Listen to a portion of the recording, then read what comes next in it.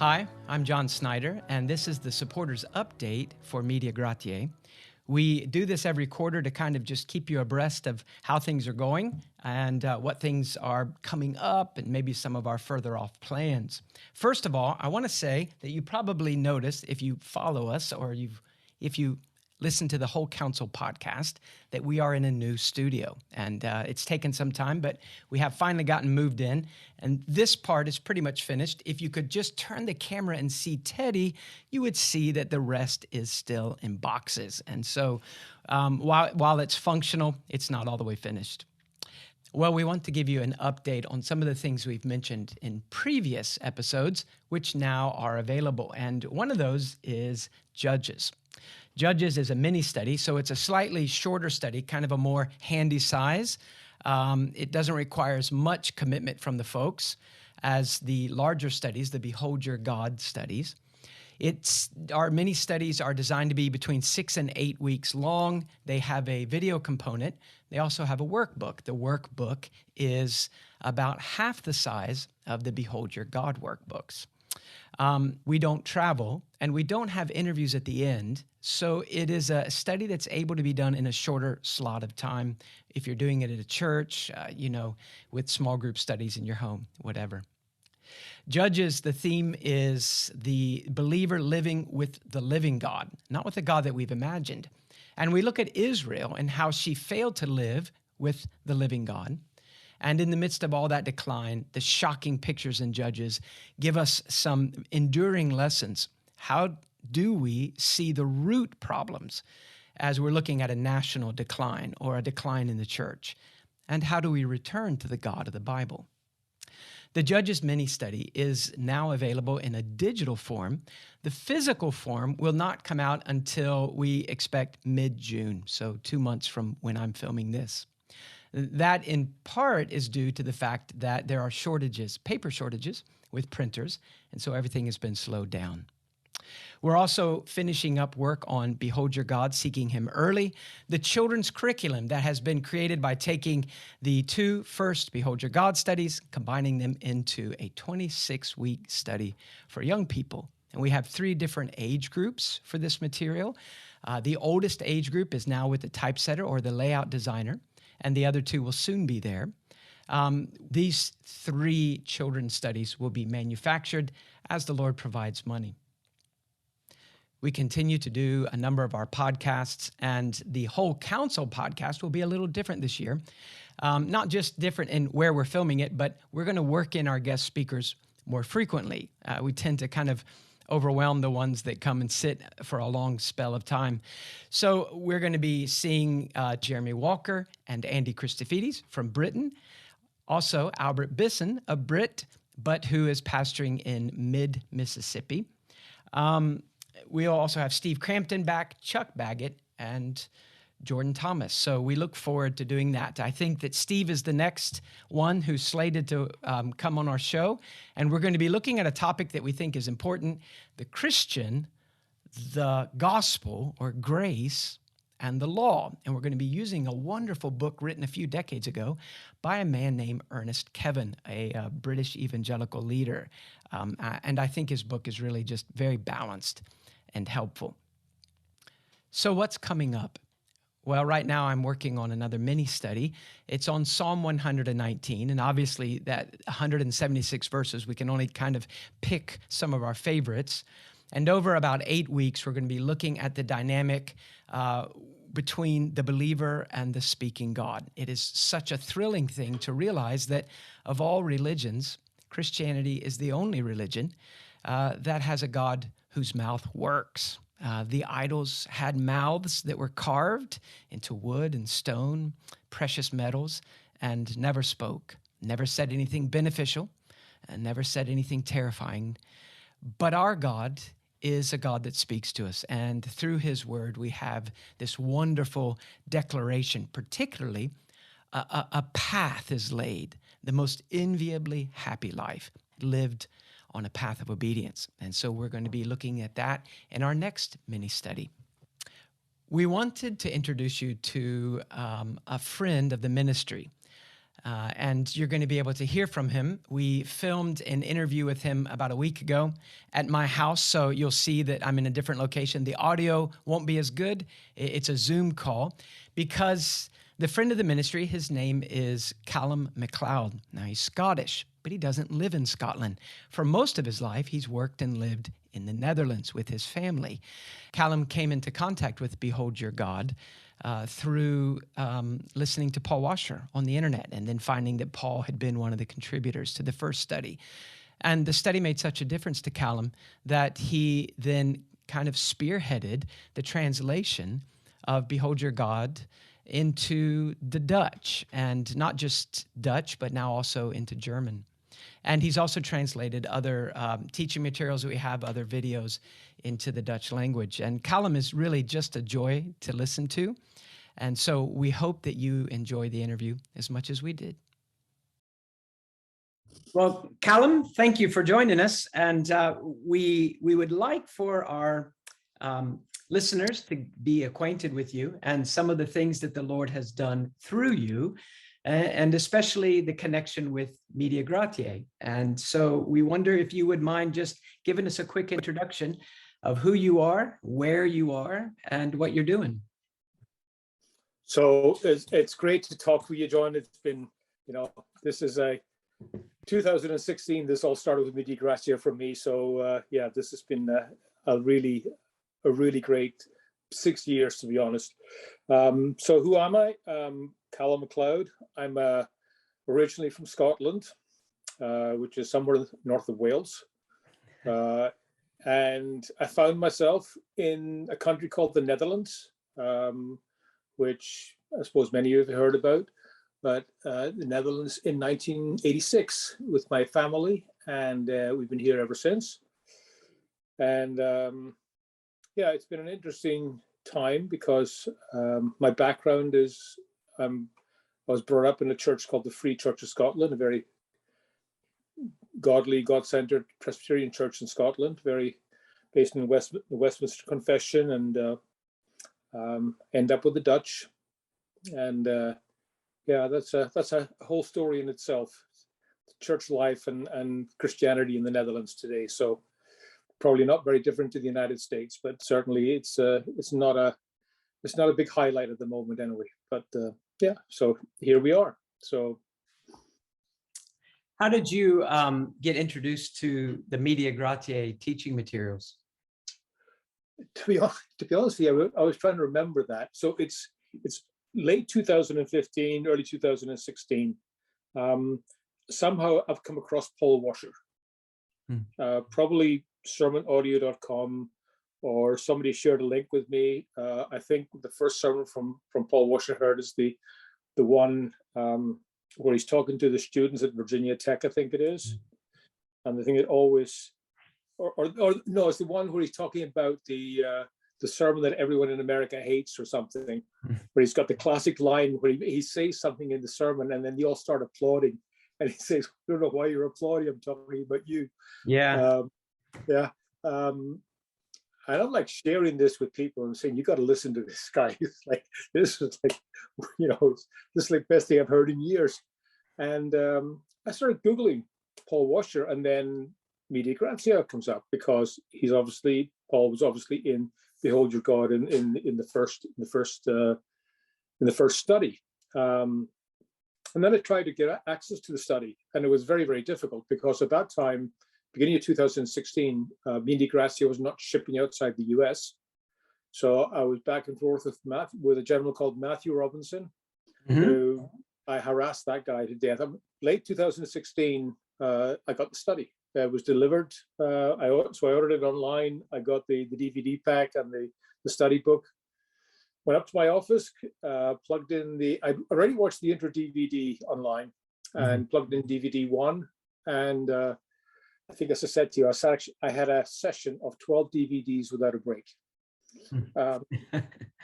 And at certain points, I think, especially at DVD 4, where it's going on about Christ is central in DVD 4, and then the DVD 11, where the yes but, and I'm literally I'm thinking my chest is going to burst, or I'm going to have a heart attack. Something's going to happen here. And it was just, I can't remember. I remember telling my wife, it's like, oh, this is the best thing I've heard in years. And it was immediately then a conviction that people in my own church, people that I know in the area that I live, and I maybe need to explain that they need to hear this. So the Netherlands is although it's a small country, it's a country that is divided by the rivers. The rivers define not just the geography, but also spiritually how the country stands. The north of the country is the Reform part, is the Dutch Reform part of the country. The southern part of the country is traditionally Catholic, and people from the north wouldn't come to the south. It was very much the Dutch Reformed people stay in the north, and the Catholics will stay in the south. That changed a little bit in the last century because one of the major employers in the country is a company called Philips. It's also well known in America. So Philips was, and I think still is, originally a Dutch company. And they were encouraged I think after the First World War, they were encouraged by the government to come down to the south, because the south had been ravaged during the war. It was ravaged in both world wars, but there was a lot of poverty. And so they were encouraged to come down to the south of the country. Government gave them a lot of money to start manufacturing things in the southern part of the country. They brought people with them. So they brought factory workers, they brought management, and it was interesting. The factory workers were predominantly Baptists. The management were predominantly Dutch Reformed. And so you have a smattering of Dutch Reformed churches and Baptist churches in the southern part of the country, but but the vast majority is still Catholic, or nominally Catholic. And what's Protestant is pretty much nominally Protestant. So I was very much, the church that we're part of, they need to listen to this. They need to hear this study. We need as a church to become a God-centered church. We're not a God-centered church. We're a me-centered church. And I think that's just very much, the Netherlands is not any different to any other place, I think. But everything, the services are very much choruses where, you sit there. I would sit there, and my wife and I would sit there, and you go, do we actually really understand when we're saying, God, I'm prepared to give you everything, even my whole life, and we repeat that like a mantra 10 times, or whatever the chorus might be. And it's like, do we actually even think about what it is we're singing? We don't even know. We never even talk about who this God is. Yeah. Apart from the fact that he's there to fix our problems. He's there to, we'll have a time of prayer in the service, and we'll, do we have prayer requests? Yes. My dog is not feeling well. My next door neighbor's, best friend, who doesn't believe in God, but maybe we can pray for her as well, because she's got to go to the dentist next week. This was kind of like, so, and then you go home and you carry on with your life for the next week. You can come back again the next week, and don't talk about, in the churches, don't talk about sin, because one, you're going to upset people. And number two, there are no sinners in the church, because everyone in the church has been baptized. They've done their profession of faith. They've ticked all the boxes, because in many ways, the Dutch Reformed churches in the Netherlands, and I'm talking in a very broad spectrum, there are extremely good churches as well. But in a large proportion of the churches, they're very traditional. They're really, it's all about the tradition. And if you've done everything by the book, you're okay. And because we're living in a part of the country that is Catholic, you can see the influence of the Catholic Church and Catholic traditions in the Protestant churches. So this is why Behold Your God became, for me, just like, this grabbed me. This had to be, we had to do something with this. And so, but then of course you meet your problem of the language. So the challenge is with the language is that although, and especially within church circles, although people may be, and in most cases in the Netherlands, most people are fluent in Dutch. or no, yeah, they should be fluent in Dutch. They're Dutch, but they're fairly fluent in English, or you think they are. Although sometimes they speak English really well, but they don't understand it quite as well as they speak it, which can all sometimes lead to very interesting situations. But you make assumptions that they actually understand what you're saying to them, but that's not always the case. But it's certainly in church circles, there's a whole Christianity has its own vocabulary. So what are words like sanctification or justification or adoption or so, for example, in the Dutch language, you don't have as many words as you have in English to describe, for example, the various trying to, if you take something like sanctification or justification, it's just like one word. So I think that's a bad example. But there's certainly a lot of cases where theologically, where we would have different words in English, they'll have the same word in Dutch. So you can't just you can't expect that people are going to understand it, even if they're fluent in English. Mm-hmm. So then became the challenge was to how do we get from behold your God in English to behold your God in Dutch with the first study. So I'll pause there, because once I start, John, I go. That's. Oh no, we're glad to hear it. So you have been really at leading in translating some of these works, the Behold Your God studies, the first and the second, into a couple of languages, into Dutch and into German now, right? German is the latest project. German is a real challenge, because at least with Dutch, I'm reasonably okay with Dutch, and I can read it. And today, for the last several years, my Dutch has been my church language, so to speak. Mm-hmm. I still can't sit down and read a Dutch book. Just I can't get it. But German is the latest project, and so Germans came about just at the end of last year, where, again, it's a request that came from somebody in the Netherlands who said, do you happen to know if Behold Your God is available in German? And I said, I'll check, and I discovered, I think I had exchanged emails with Teddy, and no, it wasn't available in German. But then, of course, that plants the seed, and it's like, okay, so it's not available in German. How are we going to fix this problem?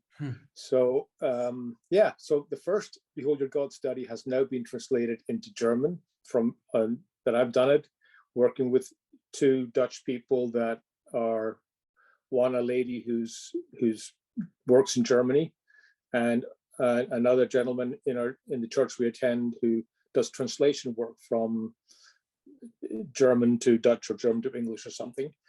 So we finished the draft of Behold Your God 1, and now we're hoping that some people in Germany that, in fact, that you've helped introduce me to, John, that are working in Weight of Majesty, that they can go through the draft of the DVDs and also the book, and then come back to me with the changes. And then once that's done, and they're working in Weight of Majesty, so hopefully, within a matter of months, both studies will be available in German, which of course has a very big reach, because once you get the German version, you're not just looking at Germany, but you're looking at Austria, Switzerland, you're looking at large parts of Eastern Europe, where places like Poland or Hungary or the Balkan area, all those areas will speak German as a second language, as opposed to English. So the potentially is a much bigger reach able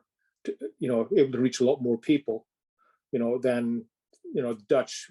As my mother-in-law, who's no longer with us, said, I don't understand, if you're going to move to a foreign country, why didn't you move to all the useful language, like French or German or Italian or something. So but yes, and then the other side is Behold Your God is translated. The first study, Weight of Majesty, was translated. The Church has now been translated into Dutch, plus a whole series of videos. The Logic on Fire, the Matthew Henry documentary, the Spurgeon documentary,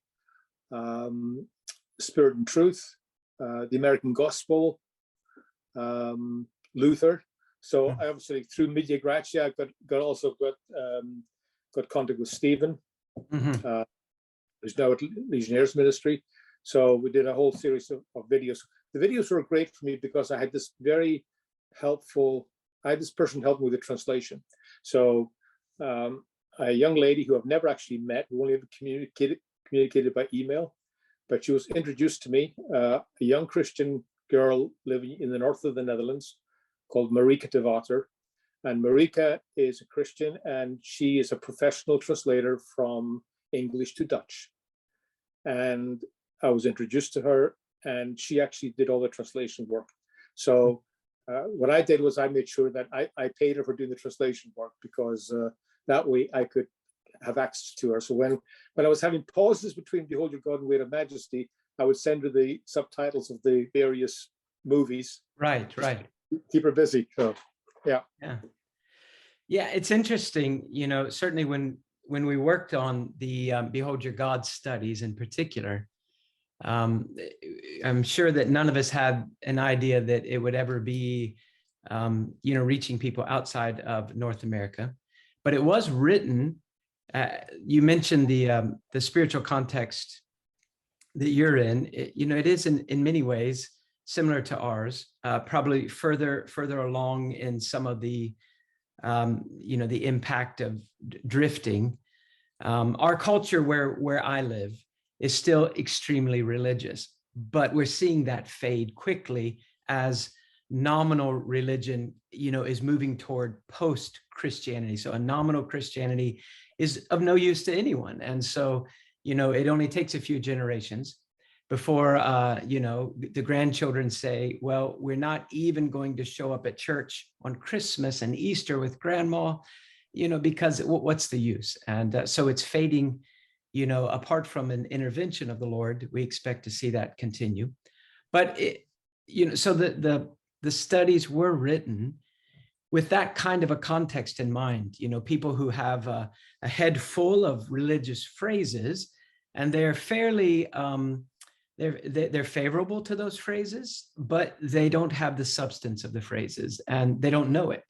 So it's very encouraging to hear that the Lord has used it here in the States, but elsewhere. And we have others who have contacted us to translate, similar to your situation.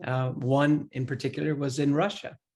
And so it's been translated, the first study, into Russian. And we often use the heart cry missionaries in that region to help, guard the theological translation. So we're very grateful, but particularly grateful for how the Lord has put it upon your heart to do that, and to all the work and the expense you've gone to. You've, in our emails back and forth, there have been times where you've shared a few things, and with Stephen before, how you've seen the Lord using that in some of the churches. So can you tell us, what you've seen? So so it's so in our own church, the church we're part of, we did the study. One of the things we did was a small group of people, about 12 people in the church that we attend. We started a Sunday evening Bible study using Behold Your God as a basis. And the idea was we're not as focused as Americans, so it takes us 2 weeks to do a 1 week section. So, and we would do 2 weeks, and then we'd get together on Sunday evening, we'd discuss the chapter, and then watch the DVD and discuss the DVD. I remember one lady, she was so touched by the first DVD that she actually left the room in tears, thinking that she wasn't a believer. They're thinking, okay, this is the impact. This is what you want to happen. You want to have people examine their faith, examine why do they believe the things that they believe. And the interesting thing was, what we saw with that group of people was that they became very, I wouldn't say they wouldn't become critical of what they were being fed Sunday after Sunday, but they became a lot more discerning and a lot more questioning about what was going on.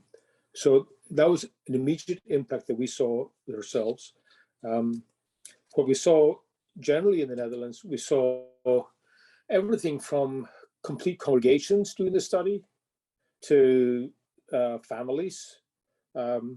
We'd actually reached, I'd reached the point, we'd done the first study, we'd done the translation work in September 2017 on the first study. It was finished.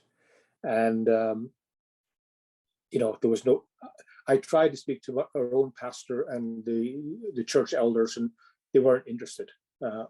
So it was, in a sense, going nowhere. And, but then it's funny how God works in things.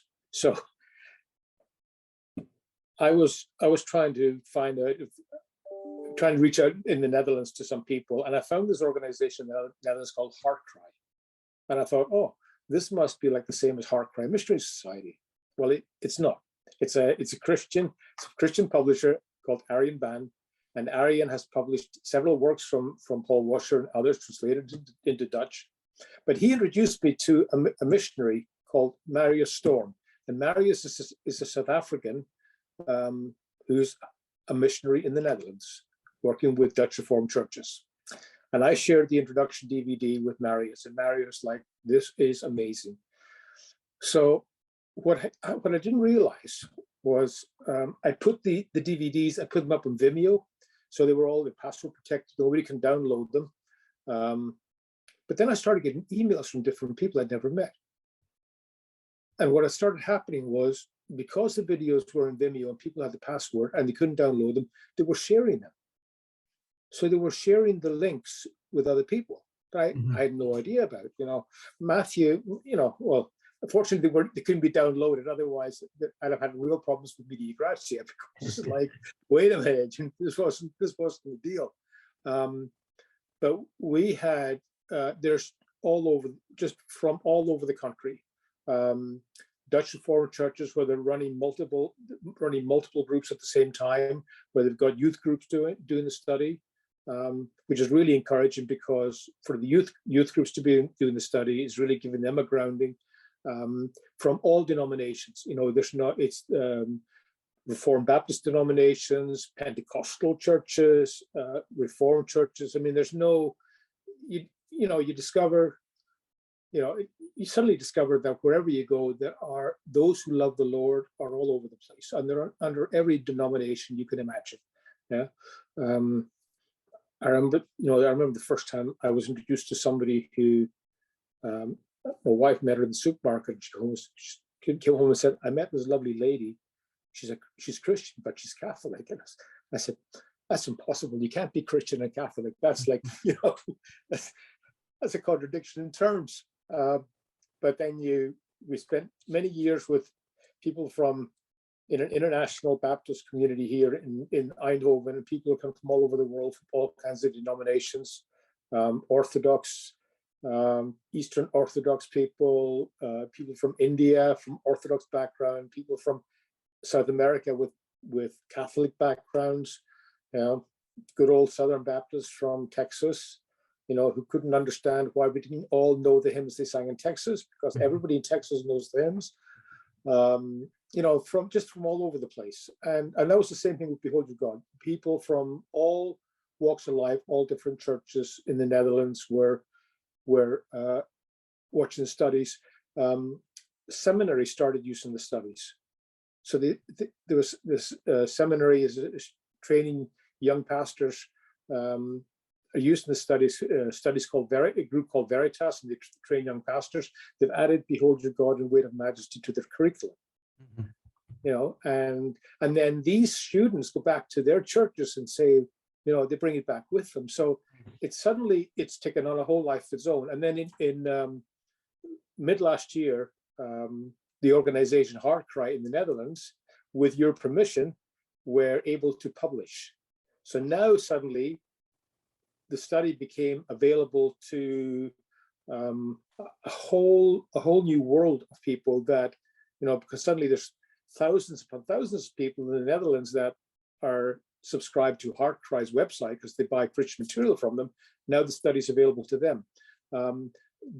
HeartCry works with a radio missionary society that supply materials to people all over the world. That usually people that have in places like Ethiopia and you know, name it in the world, places that have no access to material. They're now broadcasting Behold Your God studies to these people that, you know, would never ever have had access to it. So the reach, you know, especially this ministry, and I can't remember the name of it off the top of my head, but it's particularly focused on getting the gospel out to places that are, you know, that don't have access to materials. I know of countries in Africa where I've had to set up a very secure Vimeo link for certain government officials who want to watch Behold Your God and do the study. So, you know, I've lost control. I have to confess, I no longer have control over this study. It's gone. I did my best to keep the toothpaste in the tube, but that's okay. All over the place. Yeah, it's thrilling to hear those things. Some of those that you just said, that's the first time I've heard them. And so, you know, really it is encouraging. We have had emails a number of years ago from the first study from South Africa. I don't know the official title of their chief legal officer, you know, so in the United States it would be the Attorney General. But whatever the title is for South Africa, I get a letter from Pretoria, and their chief legal officer in the nation attended a church that was going through that study. And he wrote me a letter to tell me how much it had helped. And of course, that was shocking to me. I think I was in a small town in maybe Missouri that weekend preaching, you know, and I was in the preacher's basement praying and preparing. And then here comes this email, and it just, you know, you could have knocked me over. And then maybe a week later, we got an email from a group that was doing it in a church, a different group. And so they took a picture, and it was a group of men sitting around, you know, a church table, so a long table. So down one side of the table was a number of gray-haired gentlemen, all wearing military uniforms. So I don't know how high, you know, I don't recognize them, you know, colonels, majors, whatever, but high-ranking men in their army. And on the other side of the table was all Black pastors, and they were meeting together and working through the study. So quite shocking, you know, really very encouraging to see the gospel do what we know it does. As J.C. Ryle says, you know, it creates churches that are a gallery of humanity. You know, every tongue and tribe gathered together around the King. Well, Calum, how can we pray for you and the work you still do in the kingdom, and, you know, for the churches there? Is there anything specifically that we can recommend to our listeners? I think generally for the Netherlands, I think it's I think comparing it to the United States, the Netherlands has the highest standard of living of any country in the world. Right? This is an extremely rich country, and this is a country where you talk to our neighbors about God, they go, I don't need God, I've got everything, right? I got 3 cars, you know. It's a country where, you know, drive down the road and try to see that a car that's not a BMW or a Mercedes or an Audi. Yeah. It's a country where most people can afford to go 2 or 3 times abroad on vacation every year. It's, you know, and this is not, it's like, if you look at the Netherlands and it's compared to the US, this is not a country where you have a small group of people that are very rich and a large majority that are, you know, just trying to get by. This is a country that is rich beyond most people's imagination. So it's a country that doesn't feel the need for the gospel. It's a country where the church, as a result, has become very cold because people within the church very comfortable. Mission work is extremely difficult. It's extremely difficult to try and bring the gospel to people in this country. It's and within the churches where people think that, you know, we've ticked all the boxes, we're good. You know, it's you know, when Christians get together, they'll talk about which pastor baptized their child, or which pastor married them, or which pastor, you know, it's like that's how you judge how Christian somebody is, by, you know, which reverend did what, you know. So the church here is in dire need. It's a country where like the biggest TV program here. So here's the irony of this country. On Easter weekend, every year, the main television channel in this country. So, you know, you lived in Wales, so you're familiar with the way BBC One and BBC Two. So you have the national broadcaster. The national broadcaster, they broadcast The Passion. Mm. The Passion is a live, you know, it goes out live. It's held in different cities every year. It attracts hundreds of thousands of people go to see it live. It's broadcast live on television. And it's primarily a platform for non-believing performers to get a great stage to perform their act. So, you know, you could say it's almost like Jesus Christ Superstar on steroids. Hmm. You know, and the church goes happily along with this thing, and that's it. You know, so, you know, The Passion is a big thing over here, but you see it, and it's like you'd kind of go, whoa! If you were an American coming to the Netherlands at Easter weekend, you go, whoa, this is a really Christian country. Yeah. Like, and you kind of go, no. I mean, they decided this year that one of the key performers for the last couple of years will not have his songs performed in the event because he's been charged with inappropriate behavior with young ladies, you know, and his songs are being used as part of the performance of, you know, reenacting the crucifixion. Yeah, so it's, but for the outsider, it's a really Christian country. So yeah, the country definitely needs prayer. And the church needs prayer, because the church is very. There are some very good churches, but the church, for the large part, is either dead or liberal. So that definitely needs prayer. I think prayer for the study. I think prayer for the for Heartcry that are now publishing the study, and we're hoping that they'll also publish the Weight of Majesty, and maybe even the church further on. I've got a very nice Dutch Reformed church that's currently started the church study, and I warned them ahead of time. I said, look, you're going to have some challenges with this study, because it is a little bit Baptist. Mm-hmm. Yes, yes. So I said, you know, there'll be, you know, just expect there are going to be some things you're going to come across here that may not be quite the way you understand them, but they love it. They're loving the study. Well, you know, it's good. It's good for them to. It'll teach them to be merciful toward us Reformed Baptists, who, you know, all my bookshelves are full of Presbyterians, and you know, I mean, there are very few, you know, the older Reformed Baptists. I do have some, but.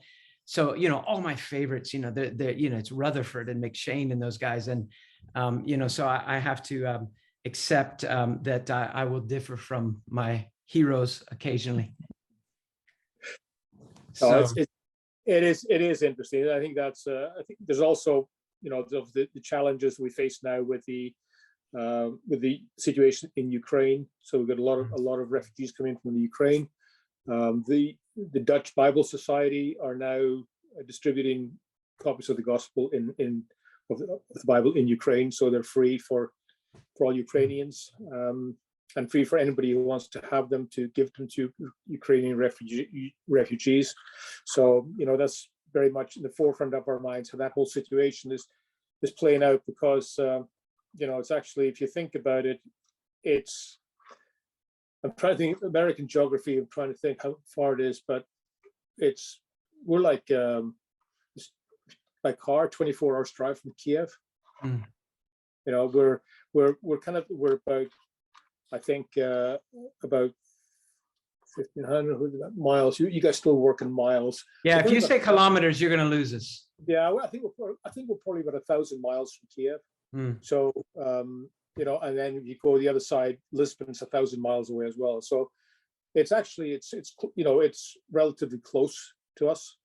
And, the impact in terms of, how we're seeing people coming in every day, it's very challenging. So that situation is obviously difficulty. But yeah, for the publishers, Heart Cry that are published in the Dutch study, and for the people that are working in the German study as well, they need prayer, especially by the time they work through my translation. They definitely need prayer. Yeah. And it's going to be a challenge. So, but as you said earlier, verifying that the quality of the work. There are a number of pastors that in Germany that are associated with Heart Cry Missionary Society, and they're both, and members in their churches are involved in checking the translations and looking for the mistakes and making sure that they're accurate. So, the checks and balances are there. That's very, very important. Yeah. So. Yes. Well, thank you so much for joining us today. And we're very grateful again for how the Lord has used you in the kingdom, and and just out of the blue, how you've been a friend to Media Gratiae and help us to get those materials into churches that we probably never imagined that they would go to.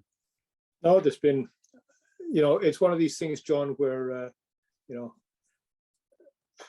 I don't see it as God using me. I think it's just God used Behold Your God as a kick in the backside for me, or a punch in the stomach, or whatever you might call it. It was a wake-up call, because I think, like many other Christians, you become complacent. You just go with the flow. You tick in the boxes. You're doing all the right things in a sense, but you can be as dead as anything on the inside. And he woke up a lot, and he's woken up a lot of other people with that study as well. So, yeah, it's been a real blessing for people. I don't think you realize, or Media Gratiae realize, or most people who support you realize just what a blessing this study has been to so many people. And also the videos, Logic on Fire. I actually, so not long after I became a Christian, I was in a service that was led by Martin Lloyd-Jones. Cannot remember anything about the fact. I was just told he was this really famous guy from London, and he stood up in the pulpit. And then I think back and I watched the DVD, and I think, what an opportunity was presented to me, and what an opportunity I just threw away. Not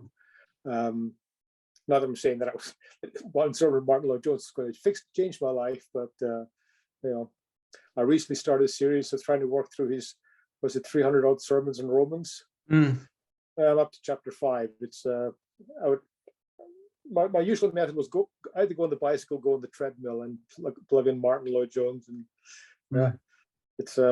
but that was and that was also one of the things, I think, also why these little bios that you do in the videos were really so good.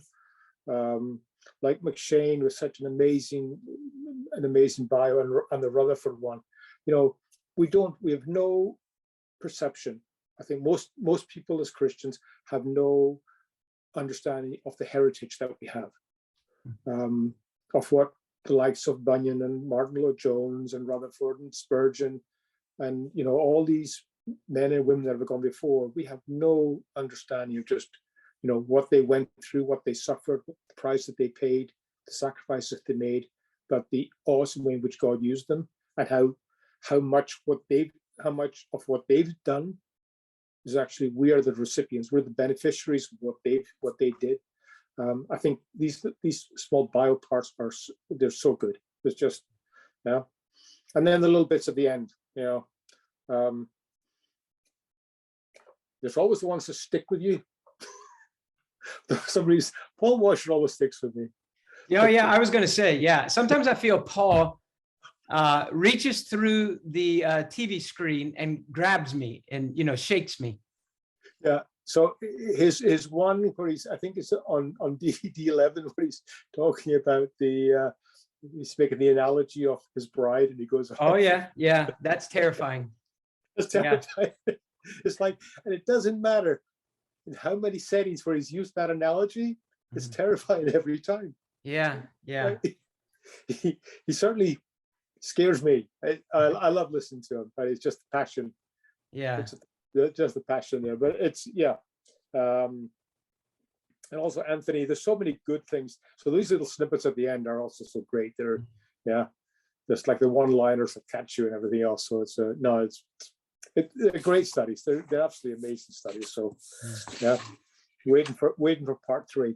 Yeah, well, we'll Eddie, see. when are we making part 3? Well, we just finished a couple of months ago a smaller version, what we're calling mini studies. So they don't include the travel and the commentary from other people. They're much reduced. They're 6 to 8 week studies. So we just finished one that I did on Judges. Particularly in light of the kind of the modern Western scene spiritually within the church, how easy it is to, how easy it is to craft a religion that is not rooted in the reality of God. And then you come up really with a very fine imitation. And, you see the moral decline in Judges and the many wonderful expressions of God's mercy. So those cycles of decline and restoration. But as they go, they become more, it's not what we call a merry-go-round, where you just go in a circle. It's a downward spiral.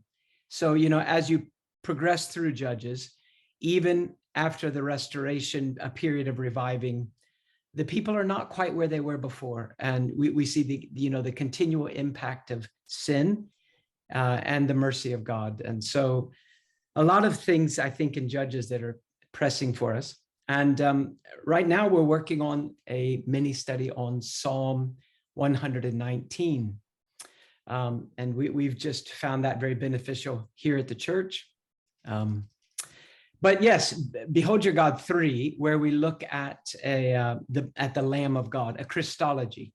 We really feel like that needs to be done.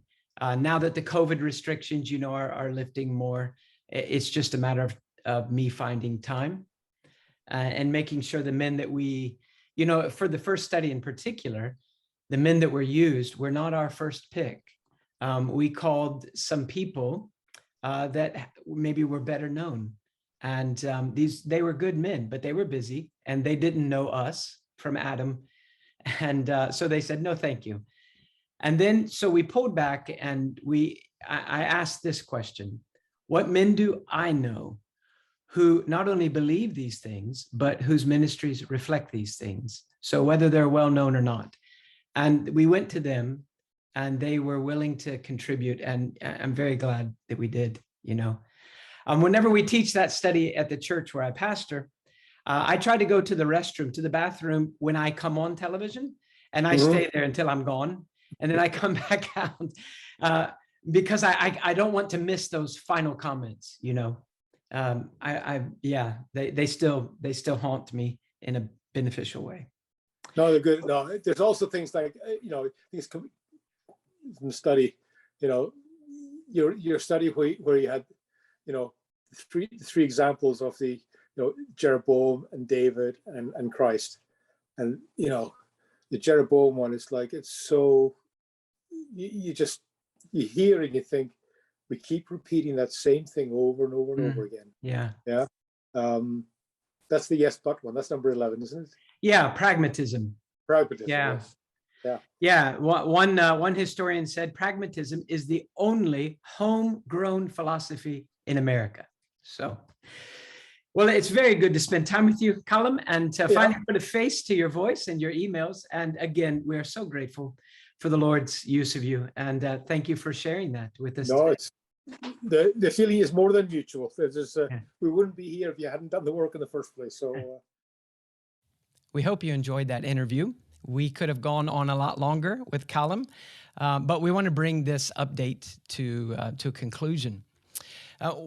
This is an update for the supporters of Media Gratiae, and it might kind of raise a question in people's mind. If we sell materials, then why do we have supporters? And the reality is that as a very small 501c3 ministry, we are a not-for-profit ministry.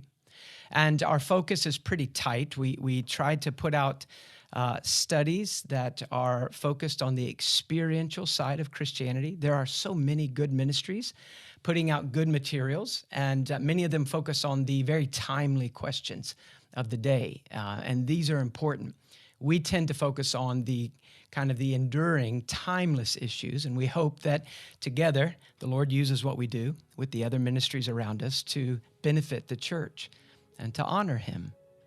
But as a small ministry, the materials that we print, while we're grateful for how they've been received, they do not support the ministry on their own. And so we are thankful that many people contribute throughout the year. Please pray for us that God will make the path so very clear to us exactly where do we need to spend our time and our resources and what needs to be said. If we're not going to approach studies with the thought of, well, what's most marketable, then the question has to be, what would the Lord want us to do? And what is most significant? What thing has to be said right now, where we live? And so we ask that you would pray for us, that we would be wise, diligent, that we would make good use of our time, and that the Lord would continue to use our teaching material throughout the world for His glory. Thank you.